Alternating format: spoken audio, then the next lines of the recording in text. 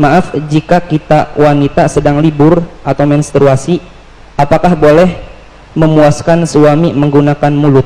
Terima kasih. Bismillah. Di saat kemarin ada yang tanya masalah apa itu? Jadi kalau sudah urusan hal semacam itu, mari kita tingkatkan wibawa majlis, supaya tidak di majlis kita bicara sesuatu yang tidak pantas. Kemarin ada yang tanya masalah apa, lupa kemarin. Juga masalah-masalah yang sensitif seperti itu. Dan jangan membiasakan kita di majlis saat membicarakan hal yang demikian itu dengan dibarengi dengan guyonan, merendahkan syariat itu, menjadi sebab barokahnya ilmu dicabut. Baik, kita bicara tentang syariat. Suami istri halal. Anda boleh berbuat apa saja suami istri. Bebas. Anda bersenang-senang dengan kupingnya, dengan rambutnya, dengan apa saja boleh. Halal. Cuman yang diharamkan dalam dua keadaan. Waktu haid memasukkan ke lubang depan. Memasukkan seorang suami alatnya ke lubang depan. Kemudian yang kedua yang diharamkan memasukkan ke lubang belakang. Baik dalam keadaan haid atau tidak haid, hukumnya haram dan dosa besar. Ini usaha haid. Yas'alunaka 'anil mahid. Qul huwa adza fa'tazilun nisa fil mahid. Bertanya tentang haid, bagaimana? Jauhi wanita untrusan itu. Tidak boleh menggauli istri dalam keadaan haid. Haid bukan istihadah ya. Istihadah adalah darah tapi bukan darah haid. Ini ada ilmunya khusus. Tanyakan kepada ahlinya nanti. Kita juga punya diklat haid praktis 30 menit 30 menit. Kemudian selebihnya adalah Anda boleh bersenang-senang, boleh apa saja. Mohon maaf, jadilah wanita cerdas. Ini adalah ilmu yang mungkin jarang dihadirkan.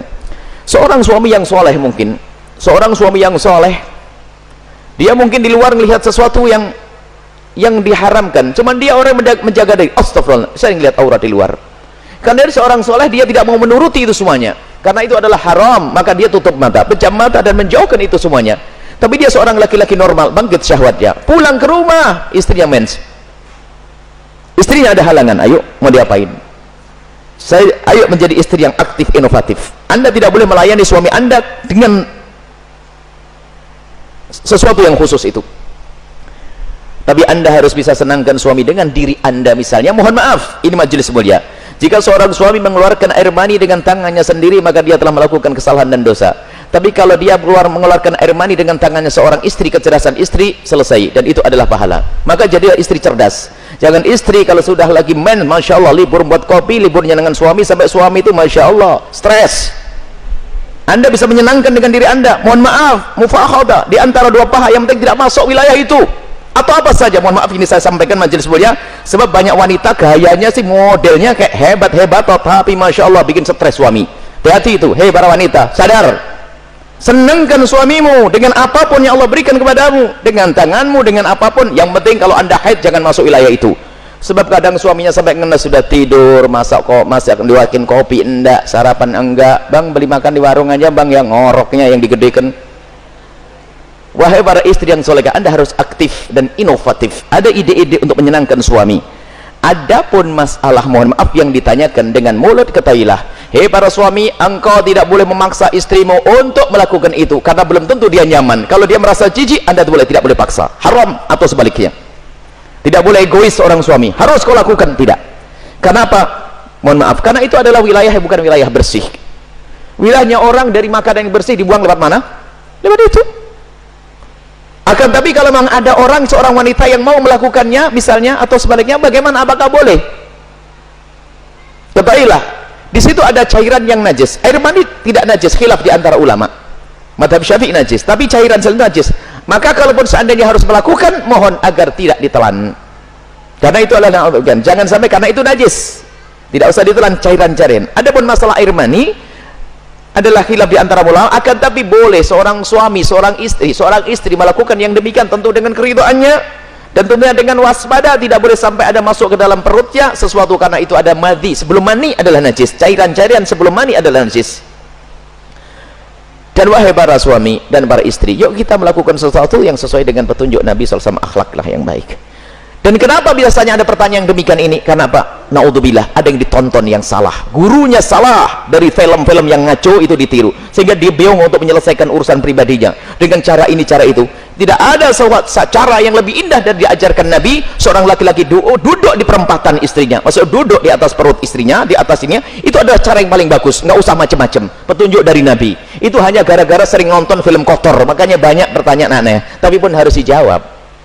Harus dijawab. Harus dijawab. Selesai. Semoga Allah bisa menjadikan Anda orang yang bisa menyenangkan. Termasuk wahai para suami. Mungkin ada seorang suami yang, mohon maaf, ada bermacam-macam sebab.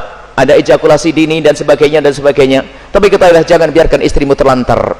Dia bisa senang dengan jemarimu, dengan tanganmu, dengan anda, dengan apapun, dengan cumbuanmu. Jangan sampai menjadi seorang suami egois. Dan Nabi marah dengan seorang laki-laki yang mendatangi istrinya seperti binatang mendatangi betinanya. Nggak pakai mukaddimah, pakai minyak wangi dulu deh para suami, sikat gigi yang bersih, kemudian cumbu, rayu, seperti halnya engkau ingin melihat dia cantik, dia jaga, ingin melihat engkau paling tidak agak ganteng dikit deh.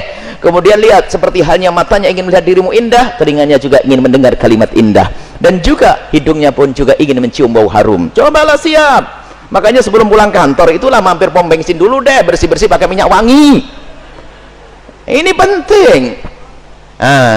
Kemudian jangan sampai, mohon maaf, Anda puas, dia tidak puas, Anda zalim. Kalaupun Anda tidak bisa memuaskan dengan itu karena mungkin Anda punya sesuatu, sakit dan sebagainya, maka ketahuilah, istrimu adalah seorang wanita yang beriman. Dia tidak akan melakukan zina, akan tapi Anda harus bisa memuaskan dengan apapun, dengan tangan Anda dan seterusnya. Kalau dia mencari kesenangan dengan tangannya sendiri, wanita itu, dia dosa. Tapi kalau tangan-tangan sang suami, tidak dosa. Mohon maaf, ini majelis mulia, dan jangan dijadikan bahan guyonan yang demikian ini. Ini adalah ilmu. Kadang-kadang begitu, suami cuek, mendatangi istrinya sudah nggak pakai mukaddimah, langsung selesai. Punya anak 6, nggak pernah seorang istri merasakan senangnya dalam hubungan suami istri. Akhirnya apa? Itulah yang menjadikan istri ogah-ogahan. Mau melayani suami, saya dapat mandi saja, tidak pernah mendapatkan kesenangan. Anda suami zalim. Baik, istri pun juga demikian. Selesai, aktif, inovatif, indah. Karena itu halal. Adapun yang haram tidak dibahas. Keharaman zina, hina, rendah di dunia, rendah di akhirat. Zina rendah di dunia, rendah di akhirat. Semoga Allah menjauhkan kita dari zina, mencukupkan dengan yang halal. Wallahu a'lam.